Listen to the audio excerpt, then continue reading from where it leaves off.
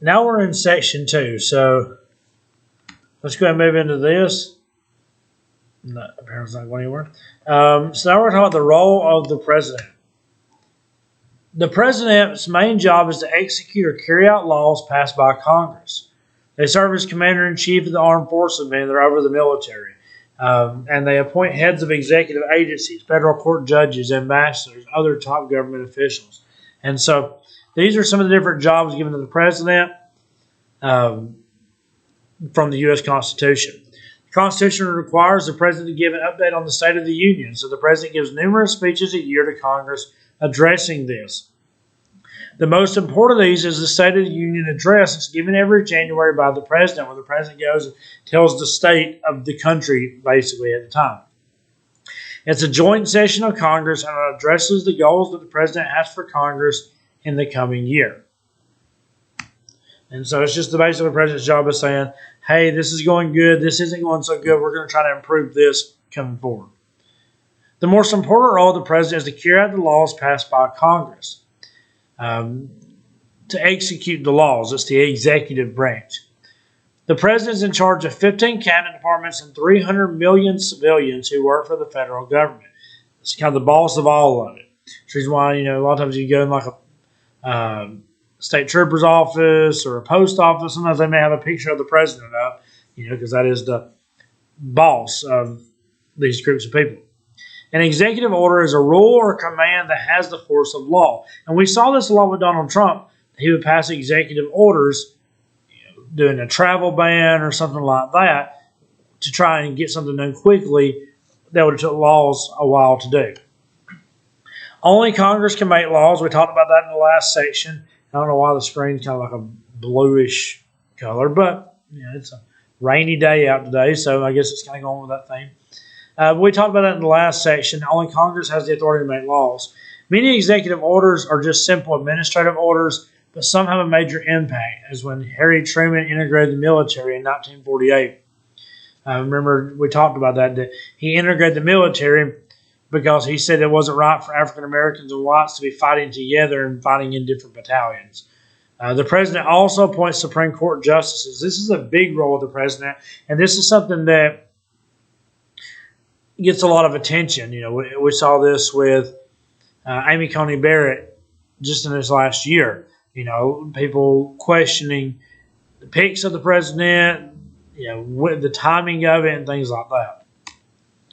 A pardon, these are 3 terms you need to know. A pardon is a declaration of forgiveness and freedom from punishment. If you get a pardon for a crime, and that just fixed a lot. If you get a pardon for a crime, you are being forgiven of that crime. So if you have evaded your taxes and you get a pardon for that, you don't have to, it's just forgiven. A reprieve is an order to delay a person's punishment until a higher court can hear the case. So if someone's getting like a death penalty or a prison sentence or whatever, a reprieve would be delaying that until it can be heard by a court. And then amnesty is a pardon towards a group of people. So, there's a lot of talk. People wants to give certain groups of undocumented immigrants amnesty, allowing them citizenship and forgiving them being here illegally and things like that. It's basically like a big pardon. The president serves as the chief diplomat towards other nations, meaning that the president deals with other nations and their leaders. The president serves as commander-in-chief over the military, and this is, again, only Congress can actually declare war. But once they declare war, then the president has control over what the military does. He is the main commander of the military. Congress and the president work together to declare war. Again, Congress is the only one that has the authority to declare war, but the president controls the military at that point. Also, the president can send troops somewhere for 6 months without congressional approval, but at the end of 6 months, if Congress doesn't approve, they have to come back. Most of the bills that Congress consider each year come from the executive branch. Every president has a legislative program that they want to focus on. The president tries to get funding for it, get support of the program, hire staffers. They basically have things that they want to get done that they want to do. The president usually wants things to move faster than Congress does because There are term limits for president, not for Congress. If it takes Congress 20 years to get it done, a lot of people are still in Congress after 20 years. The president's only leaves after 8 if they get reelected. The president travels to other countries to visit foreign leaders and to build diplomatic relations. The president carries out ceremonial functions such as lighting the national Christmas tree and giving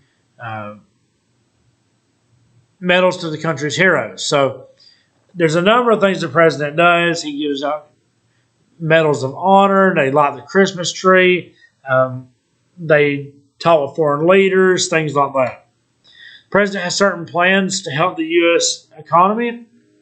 Usually a president has a specific agenda that they want to push, and usually it has to do with the economy. The president is the leader of their political party.